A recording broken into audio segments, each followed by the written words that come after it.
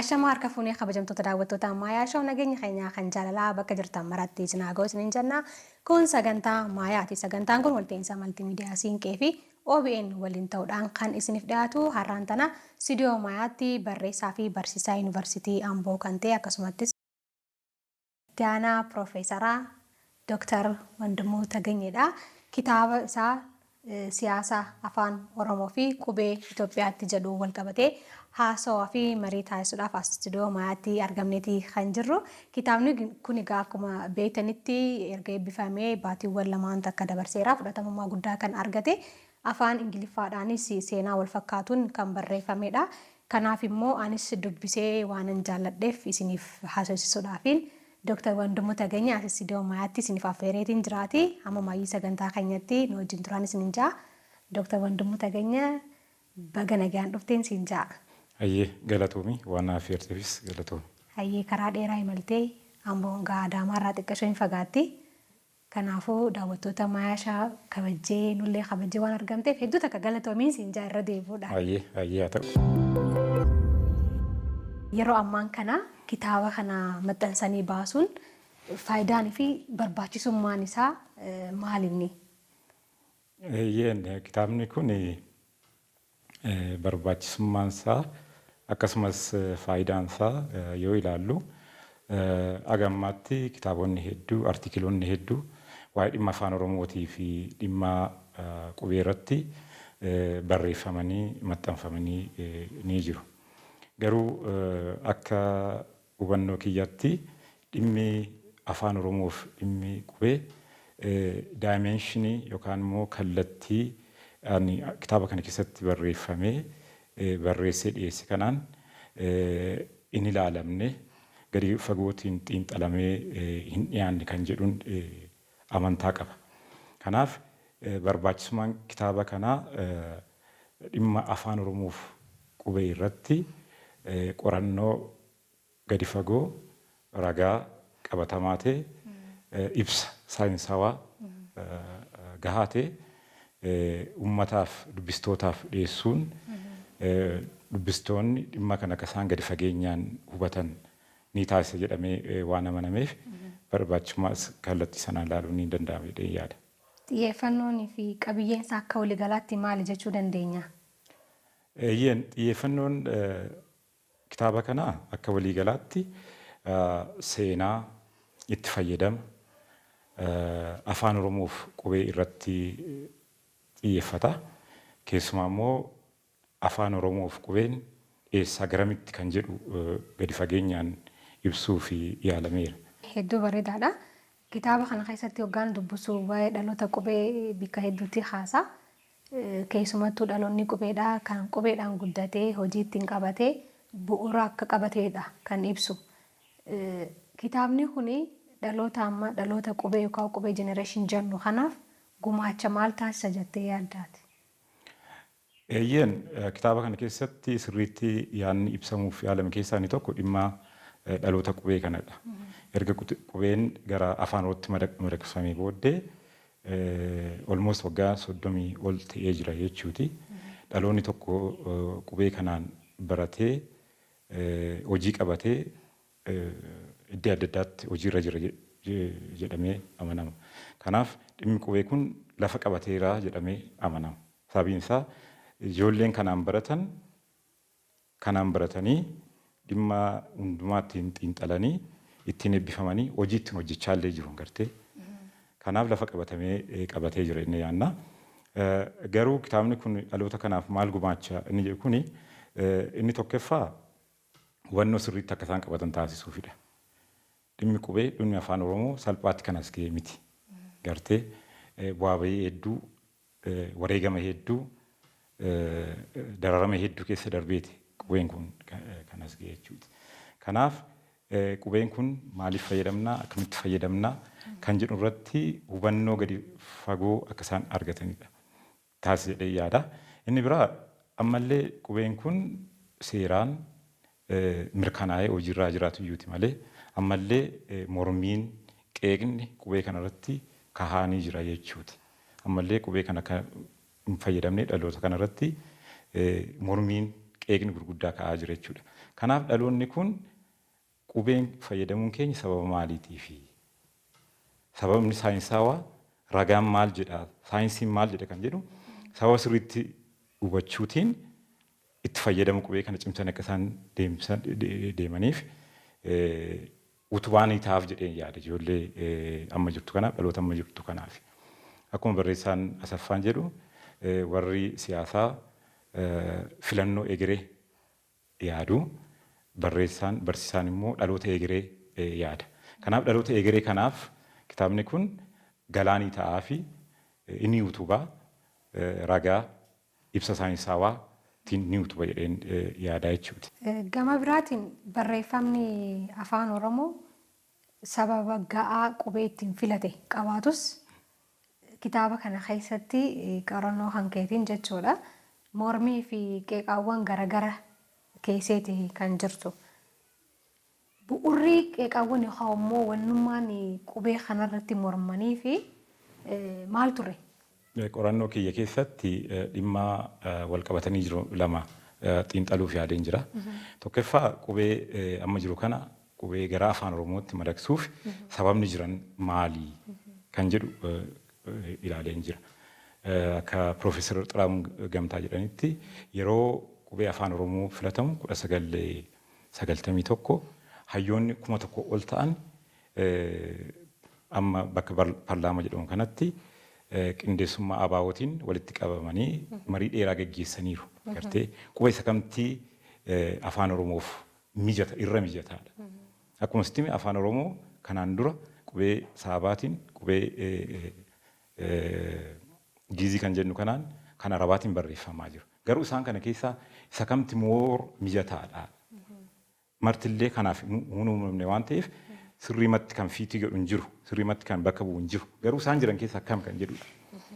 Kanaaf sababa sadii kaasanii Piroofeesar Xilaahuun Gamtaa. Tokkoffaa sababa xiinqooqaa linguistics reason kan jennu kana. Linguistics reason jennu kun qubee jiran kana keessaa sirna sagaleessuu afaan Oromoo wajjin kan mijatudha. Sirna sagaleessuu afaan Oromoo sammasiin jedhu kana dheeraa gabaabaa jabaataaf laafaa bakka bu'uu kan danda'u reprezentii gochuu kan dandeenyu qubee kanaanii kan jedhu kaasanii mormaniiru isaan. Itti dabalatee immoo karaa biraa giiziin dheerinaaf gabaabina hin agarsiisu. Qubeen giizii jabinaaf laafina hin agarsiisu. Jecha lafaa fi laafaa jedhu kana bifuma tokkoon barreessaa. Kamti jabaata kamti dheeraa jedhu hin agarsiisu. Badaa fi baddaa bifuma tokkoon barreeffama. Kanaaf dheeraa gabaabaa jabaataaf laafaa bifa adda ta'een hin agarsiisu waan ta'eef sababa xiinqooqaatiif kan afaan Oromoo mijatu isa kana kan jedhu kaasaniiru isaan. Inni lammaffaa sababa barnootaa jedhanii kaasaniiru. Sababa barnootaa kan isaan kaasan akkuma beekamu afaan Oromoo boca 32 qaba. Boca 32 kana ijoolleen yeroo gabaabaa keessatti ji'a tokko kan hin guunne keessatti barachuu dandeessu jedhanii kaasan. Gartee kan qubee giizii immoo 231 akka 300 illee qabaachuu danda'a. Gartee boca yookaan qubee jechuuti. Hayyuun seenaa inni guddaa Taaboor Waamii kitaaba isaanii keessatti isa kamti ijoolleef salphata qubee 30 takka barachuumu qubee 300 fi 230 takka barachuuti ijoolleef salphata kan jedhu kaasaniiru gartee. Kanaaf ijoolleef salphachuu barachuuf salphaa kan ta'e isa kana waan ta'eef qubeen inni kun akka filatamu ta'eera jedhanii sababa barnootaa kaasaniiru. Inni sadaffaa sababa qabatamaa yookaan immoo practical reason. Akkuma beekamu addunyaa kanarratti afaan persentii 80 ol ta'an qubee laatiniin barreeffamu gartee. Kanaaf afaan Oromoo qubee kana filachuutiin jara kana wajjin hiriirera jechuuti. Kun immoo maal isa taasisaa maashinoota jiran kana koompitara jiran kana jara kanarraa haala salphaatti madaqsifatee itti fayyadamuu danda'a jechuuti. Afaanota biraati jechuuti. Kanaaf haala qabatama jiru irratti hundaa'eeti kan filatame kan jedhu jira. Kanaaf isaan kun moor yeroo qubeen kun filatamu sababa dhiyaachaa turan. Sanaa booddee immoo uummanni bal'aa waggoota 30 darban kana haala ajaa'ibaa ta'een itti fayyadamuu qubee kana deeggaraa tureera jechuuti. Isaan kun immoo sababa biraa illee ni dhiyeessu. Inni tokko qubeen mallattoo eenyummaa ta'ellee mul'ata uummata Oromootiif. Akka mallattoo eenyummaatti simboolika identity ta'ellee in mul'ata. Garee biraa ammallee maal jedhanii ilaalchi sirreeffamaa afaan tokkoo saba tokkoo biyya tokko kan jedhamu sanarraa 1991 booddee sirraa'eera jechuudha. Ilaalchi inni sun ture sun sirrii miti.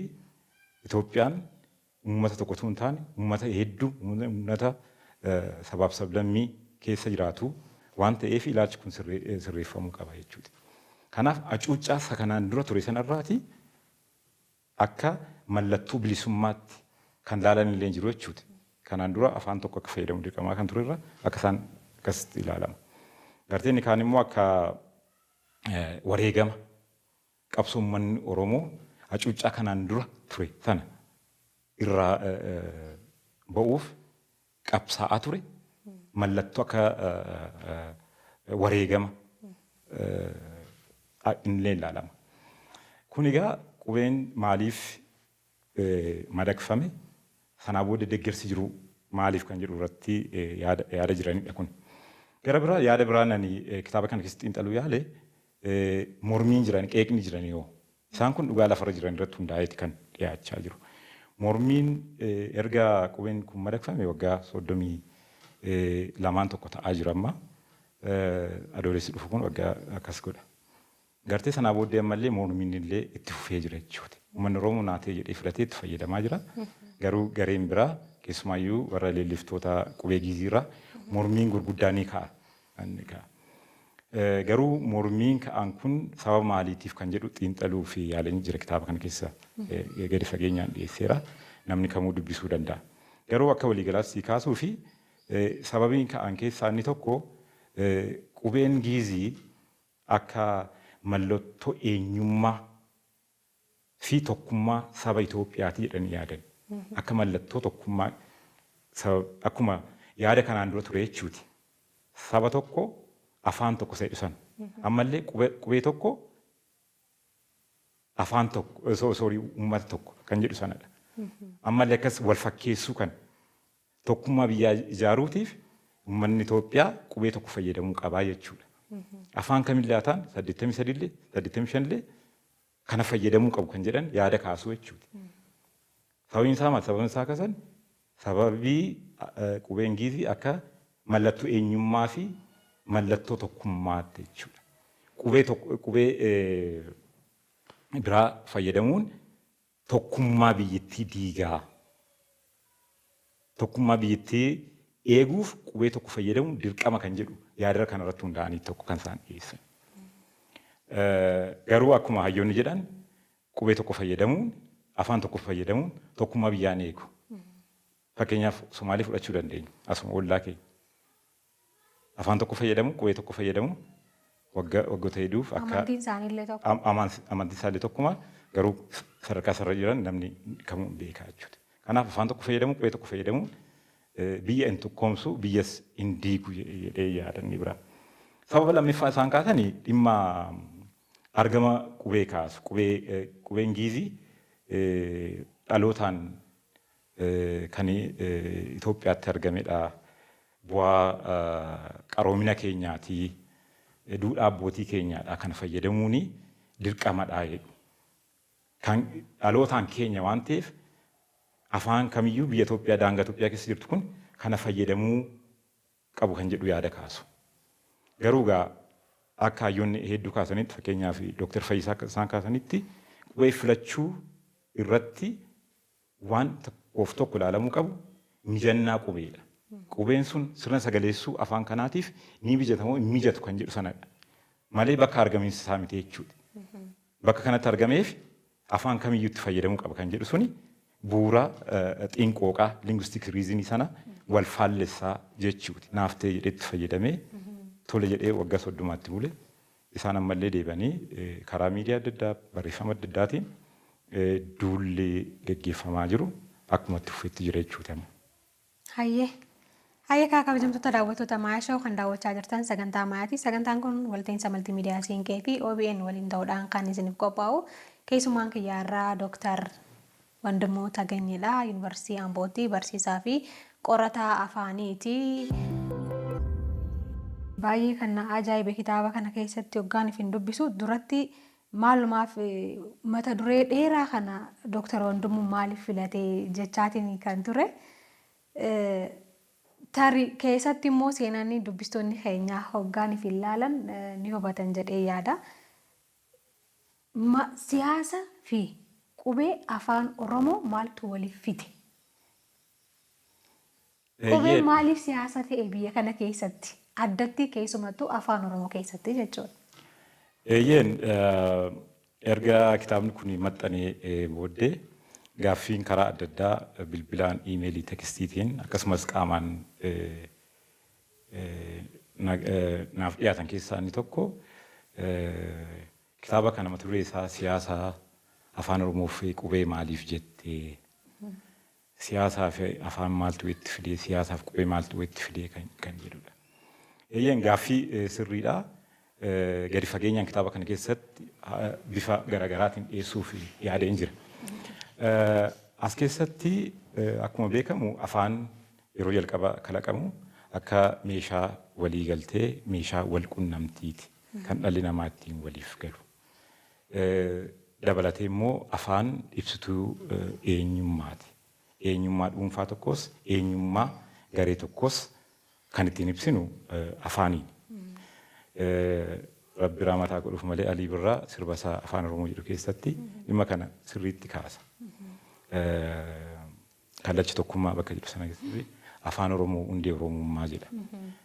Kanaaf afaan ibsituu eenyummaa saba tokkooti jechuuti. Garuu dhimma kana yeroo gara Itoophiyaatti finnee ilaallu baroota darban keessa ammallee yoo fudhannee ilaallu dhimmi itti fayyadama afaanii wal qunnamtii qofaaf miti. Ibsituu eenyummaallee miti. Ibsituu aadaa qofaa miti jechuudha.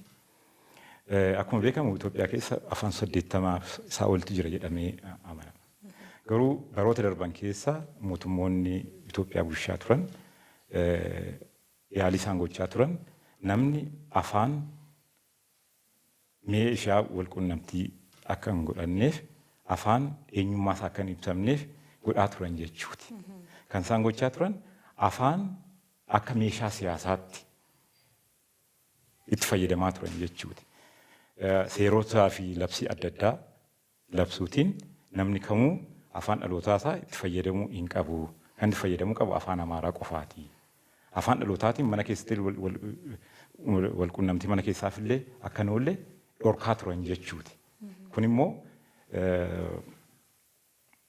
poolisii yookaan immoo laanguweej poolisii aftokkee yookiin immoo kan afaan tokko luuccessuuf afaan wal fakkeessuuf yaalaa turan jechuuti. Kun immoo maali? Kaayyoo siyaasaa isaanii galmaan ittiin gahachuuf kan isaan itti fayyadamaa turan afaan jechuuti. Biyya tokkomte ijaaruuf tokkoffaa kan ta'uu qabu afaan wal fakkaataa ta'uu qaba jechuudha. Sabni daangaa kana keessa jiru marti afaan tokko dubbachuu qaba jechuudha. Kanaaf itti fayyadamni afaanii siyaasa hojii wal qabataa jechuudha. Bara Sillaasee fakkeenyaaf namni Amaaraayizeeshin kan jedhu poolisii ture. Ifaa ifatti kan hojiirra oolaa ture. Namni kamuu afaan isaa dhiisee afaan Amaariffaa barachuu qaba kan jedhu jechuudha. Kanaaf itti fayyadamni afaanii akka uumaa sanatu hin taane dhimma siyaasaaf hojiirra oolaa ture jechuudha.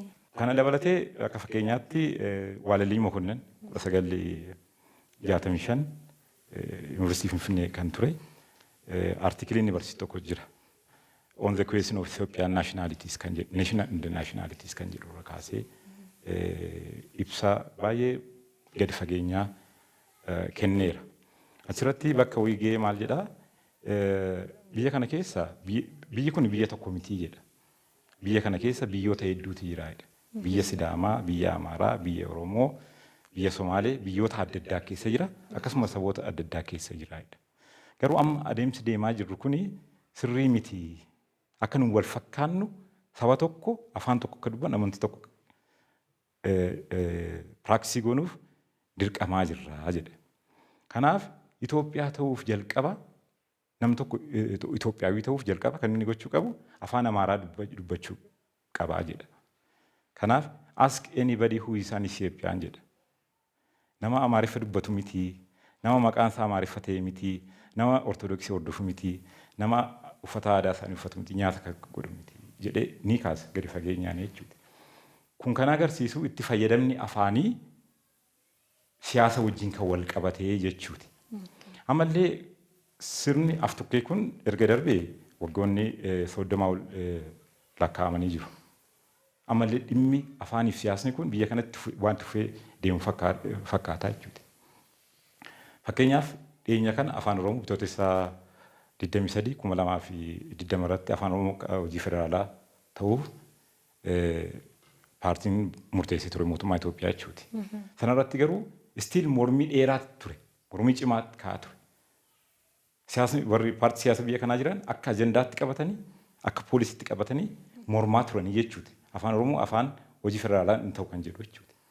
Ammallee dabalatee asuma Finfinneetti dhiyeenya kana afaan Oromoo akka afaan barnootaa magaalaa Finfinnee keessatti taasisuuf hojiirra oolchuuf hojii hojjetamaa ture sanarratti mormii cimaati ka'e.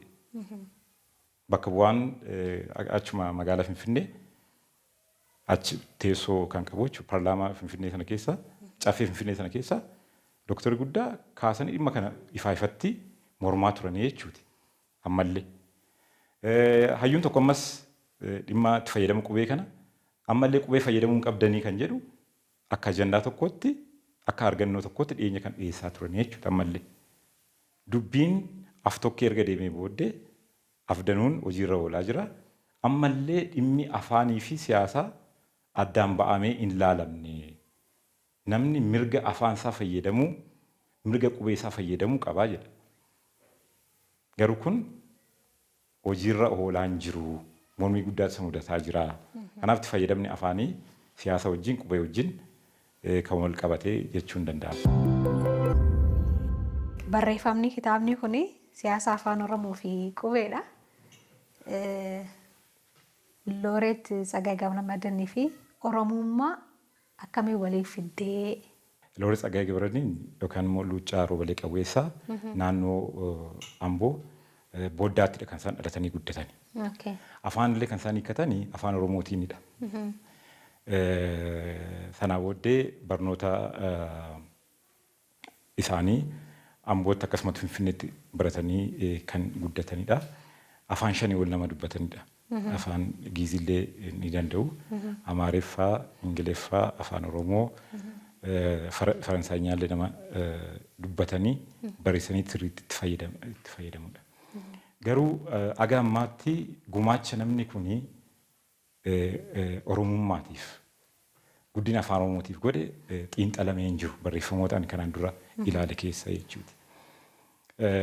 Garuu xiinxala kiyyarraati kan inni hubadhe tokko namni kun dhimma Oromoof Oromummaa, dhimma afaan Oromoo, dhimma eenyummaa Oromoo barreeffamoota hedduu keessatti sirriitti nama dhiyeessaa ture jechuuti. Nama quuqama Oromoo sirriitti nama qabu ture jechuuti. Namni kun jechuudha. Nama aadaa Oromoo beeku, nama aadaa Oromootiin boon, nama afaan Oromoo sirriitti beeku aga danda'etti barreeffamoota isaa keessatti nama dhiyeessaa ture jechuuti. Fakkeenyaaf tiyaatirri isaanii Innaata Lamxannoo keessatti dambaliif nama tokko wal jedhu ati dudda kee gara reebamtee ani jira miti bara baraan eenyummaan koo reebamaa kan jiraachaa jiru jedha. Haawuu peepuu keessa dhimma akkasiin kaasammas Diimaa Bariisaa namni jedhamu sababa maqaa isaatii fi yeroo baay'ee guddinni irra darbee sababa Diimaa Bariisaa ta'e dhalootaan nama gujii ta'edha Diimaa Bariisaa. Sababa maqaa isaatiin utuu guddina sadarkaan argatiin waggaa dheeraa ture jedha. Kun immoo seenaa abbaa isaatiiti. Seenaa abbaa isaatiiti. Roobalee Qawweessaa eegaa masaraa ture. Masaraa Minilik keessa eegaa nama ture. Okay. Garuu sababa maqaa isaatiif maal ta'ee maqaa isaatti baacaa turan. Roobalee kan jedhu warra roobalee jedhanitti qoosaa turan. Okay. Kanaaf namni gara masaraa mootummaa akka inni dhufu isa taasise nama Ibsaa jedhamudha. Fira isaati. Okay. Garuu erga Ibsaan achi masaraa mootummaa keessaa ba'e Minilik du'eennaan erga Iyyaasuunis injifatamee booddee Tafariin gara taayitaatti erga dhufee booddee Okay. Ibsaan masaraa mootummaatii ba'e akkasumas Roobalee Qawweessaas ba'eeti markaatoo taa'ee nagadaa jiraachaa ture jechuudha. Wayaa hodhee jiraachaa ture jechuudha. Sababiin isaa maali? Sababa maqaa isaatii sadarkaa guddina argatee waggaa dheeraa akka ture keessattillee nagarsiisa. Booddee achi keeti kan inni gara booddaatti deemee jechuudha. Naannoo booddee achitti guddate. Kanaaf seenaan Diimaa Bariisaa kan isaan tiyaatirii isaanii Haahuu wayidamuu Heepuu keessatti sirrii keessan seenaa abbaa isaatiiti. Diimaa Bariisaa sababa maqaa isaatii fi guddina argatiin waggaa dheeraa turee kana booddee nama tokko deemee mariisa tiyaatirii sana irratti. Nama tokko kunoo akkasin ta'e jedheetti maaliifi maqaa kee jijjiir ture maqaa kee jijjiirii kun hin fooyya'aa jedhaan. Booddee maqaa isaa sirreessaan. Maqaa isaa kan sirreesse maqaan kiristinnaa isaa Walde Gabreel Nigaatuutti jijjiirrate jechuudha. Yeroo gabaabaa keessatti መንፈቅ ባልሞላ ጊዜ ውስጥ ወደ ምክትል መቶ አለቃ አደገ jedha. Maquma isaa waan jijjiirrateef kana argatee jedha. Then affeerraa kana irratti hundaa'eeti erga kana guddate booddee hiriyoota isaa afeereeti jaarsa isa gorsu kanallee afeeree taa'eeti xiinxaluu jalqabe. Dhugaatiin jira xabni jira. Namni isaan guddisan kuni ana miti. Diimaa Bariisaa guddisan miti.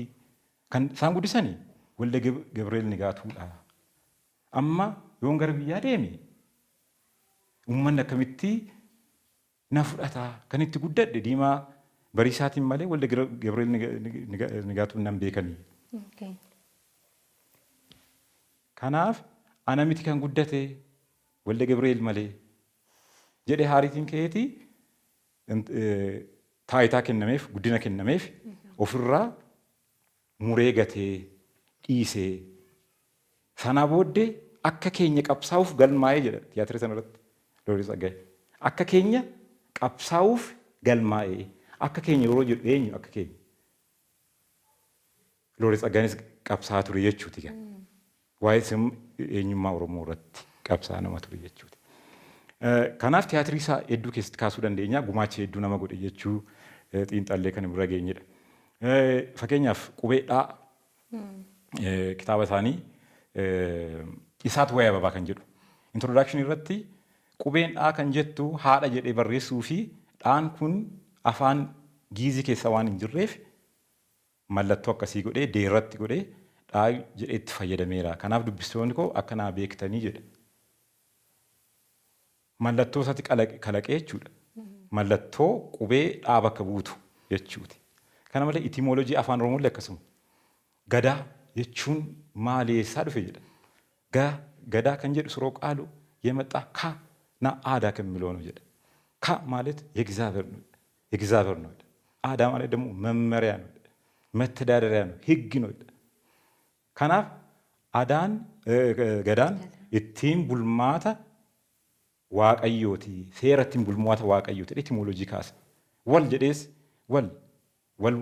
waliisoo walloo wallagga jedhee kaasa. Etimoloojiin sun eessaa dhufe asii dhufe jedhee kaasa. Kanaaf dabalatee walaloonni ilma galma abbaa gadaa irratti kan inni barreesse 1964 Dabuu Booranaa Ijjii Aggaxxamisoo jedhee nama abbaa gadaa achitti arge kaasa. Gadaam yaalem salaam jedhee kaasa. Namaa gadi waaqaa waliin waaqaa gadi suma akkasuma jedhee kaasa. Fakka gurraacha akka waaqaa yaa baabilee yaa kaakilee jedhee kaasa. Kanaaf 1964 yeroo afaan Oromootiin barreessuun seeraan dhorkaa ture keessatti dhimma afaan Oromoof dhimma Oromoo aadaa Oromoo walaloo afaan Oromoo nama barreessa jechuudha. Kanaaf guddina afaan kanaaf nama gumaacha jechuu dandeessa jechuudha namni kun. Kana malees iddoo hedduu keessatti kitaabota hedduu isaa keessatti walaloo inni barreessu bakka afaan Oromoo itti fayyadama. Maqaa afaan Oromoo itti fayyadama. Bakka afaan Oromoo maqaa gammachuu qamaliitti faa kaasee dubbata. Allabbaa xaafaa kaasee dubbata. Goromtii. Kanaaf namni kun gumaacha guddina Oromummaaf keessumaa immoo Gadaa Odaa Oraakil kan jedhu tiyaatira qaba afaan Ingiliffaan kan barreeffame. Odaa Oraakil kan jedhu qaba. Sanarratti dhimma aadaa Oromoo sirriitti kan ibsudha namni kun jechuudha. Dhimma Gadaas kaasee nama barreesse waan ta'eef xiinxallii keenya yookiin immoo qorannoo keenya gahaa jechuu illee baannu akka nuuni xiinxallee arginetti Looreet Tsaggaayee Gabramadiin yookiin immoo Luuccaa Roobalee Qawweessaa guddina afaan Oromootiif guddina eenyummaa Oromoo aadaa Oromoo sirna Gadaa keessatti gumaacha guddaa godheera. Garuu qorannoon dabalataa gadi fageenyaan barbaachisannee yaadna jechuudha. Hayyee hedduu bareedaadhaanis wanni guddaan natti tole keessaa yeroo baay'ee kitaabileen garaagaraa barreeffamuu danda'anii seenaa keessumattuu afaan Oromoodhaan wal qabatee jechuudha.